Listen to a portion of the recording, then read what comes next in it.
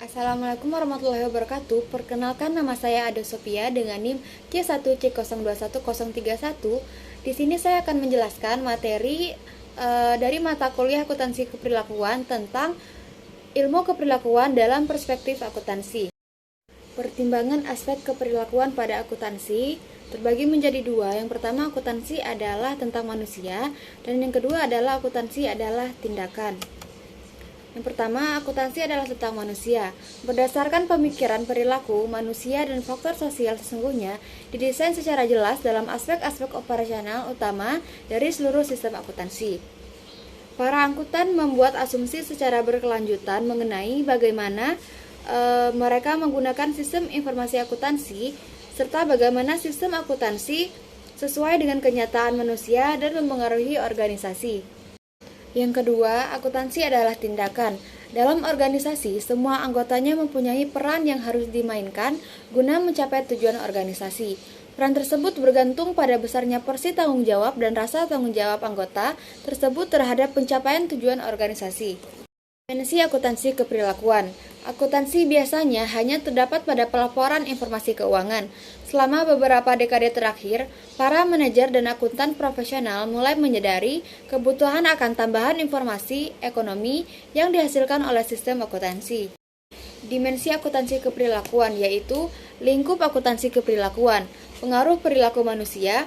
Berdasarkan desain konstruksi dan penggunaan sistem akuntansi, bidang dari akuntansi keperilakuan mempunyai kaitan dengan sikap dan filosofi manajemen yang mempengaruhi sifat dasar pengendalian akuntansi. Kemudian, pengaruh sistem akuntansi. Pengaruh sistem akuntansi terhadap perilaku manusia, bidang ini berkenaan dengan bagaimana sistem akuntansi memengaruhi motivasi, produktivitas, pengambilan keputusan, kepuasan kerja, serta kerjasama. Selanjutnya, metode untuk memprediksi dan strategi untuk mengubah perilaku manusia.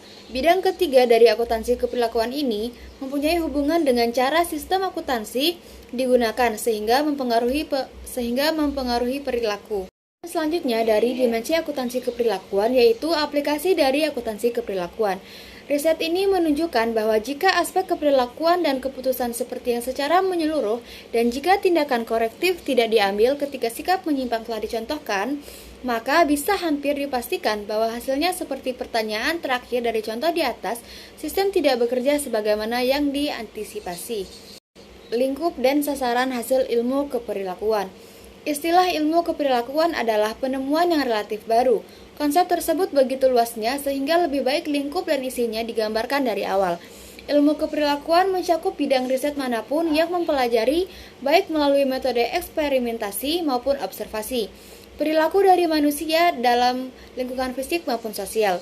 Ruang lingkup akuntansi keperilakuan memiliki penelitian sangat luas, bukan hanya dalam bidang akuntansi atau bidang manajemen saja, melainkan juga dapat menyangkut penelitian dalam berbagai bidang yaitu etika, auditing atau pemeriksaan akuntan, sistem informasi akuntansi, serta bidang akuntansi keuangan. Lingkup dan sasaran hasil dari akuntansi keperilakuan. Akuntansi keperilakuan percaya bahwa tujuan utama laporan akuntansi adalah mempengaruhi perilaku dalam rangka memotivasi dilakukannya tindakan yang diinginkan. Misalnya, keberhasilan suatu perusahaan dalam merundingkan kerjasama dengan kelompok organisasi lainnya sangat ditentukan oleh apakah orang di organisasi tersebut berjalan ke arah tujuan yang sama dengan perusahaan, atau malah ke arah yang berlawanan. Kemudian, apa saja persamaan dan perbedaan ilmu keperilakuan dan akuntansi keperilakuan? Ilmu keperilakuan mempunyai kaitan dengan penjelasan dan prediksi keperilakuan manusia. Akuntansi keperilakuan menghubungkan antara keperilakuan manusia dengan akuntansi. Dan ilmu keperilakuan merupakan bagian dari ilmu sosial, sedangkan akuntansi keperilakuan merupakan bagian dari ilmu akuntansi pengetahuan keperilakuan. Selanjutnya, ilmu keperilakuan terlibat dalam riset terhadap aspek-aspek teori motivasi, kepuasan sosial, maupun bentuk sikap. Sementara itu, para akuntan keperilakuan menerapkan unsur-unsur khusus dari riset atau teori tersebut untuk menghasilkan hubungan dengan situasi akuntansi yang ada. Perspektif berdasarkan perilaku manusia, psikologi, sosiologi, dan psikologi sosial. Yang pertama yaitu psikologi. Psikologi industri adalah orang yang memperhatikan masalah, kelemahan, kebosanan, dan faktor-faktor lain yang relevan dengan kondisi kerja yang dapat menghalangi kinerja kerja yang diharapkan. Yang kedua yaitu sosiologi. Sosiolog adalah orang yang mempelajari manusia dalam hubungannya dengan sesama manusia. Yang terakhir yaitu psikologi sosial. Psikologi sosial adalah suatu bidang kajian di dalam psikologi yang memadukan konsep-konsep baik dari psikologi maupun sosiologi. Baik, sekian materi dari saya. Semoga materi yang telah saya sampaikan dapat bermanfaat dan menambah wawasan bagi kita semua.